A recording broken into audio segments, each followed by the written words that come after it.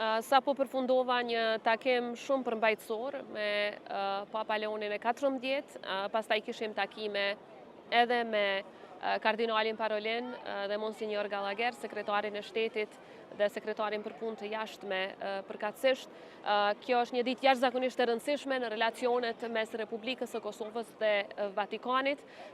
Në takim me shenjtrinë e tij, Papa Leonin e 14, natyrisht që paraqita shpresën dhe besimin e gjithë popullit të Kosovës se Vatikani më në fund do të marrë vendimin e shumë pritur që ta njeh Republikën e Kosovës,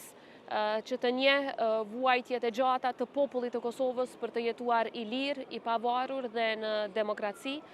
me shpresën se një vendim i tillë i njohjes nga Vatikani, njohjes nga ana e shenjtrisë së tij, do të kontribuante edhe në mirëqenien më të madhe, edhe në suksesin më të madh të Kosovës, të Dardanisë antike, një toke që i ka dhënë botës dhe Evropës, jo vetëm Gjergj Kastriotin Skënderbeun, heroin ton kombëtar, i cili e ka mbrojt portën e fundit të Evropës, por njëkohësisht edhe Shën Terezën,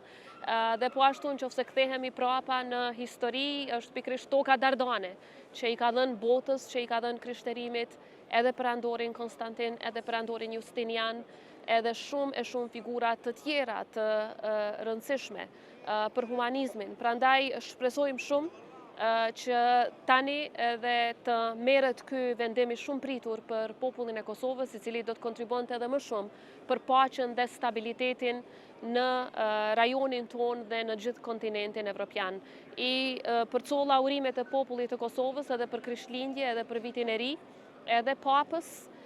por edhe të gjithë të pranishme që i takuam, edhe kardinalit Parolin, dhe njëkohësisht dëshirat më të mira për paqe dhe më shumë humanizëm në gjithë botën, dhe natyrisht që e ftova Papa Leonin që të vizitoj Republikën e Kosovës me shpresë që një vizitë e tillë do të ndodhë sa më parë që të jetë e mundur.